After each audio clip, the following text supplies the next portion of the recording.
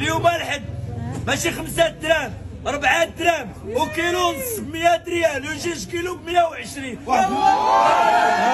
مابقاش عندها الضمير، مالي نحيت ولفوا الفلوس كثيره ولفوا يدخلوا. عاش الملك، عاش الملك. سلام ما بيناش الفلوس، حنا بينا 100 درهم صوره وديالي هذا، وانا ما بنصدقوا انايا وديالي.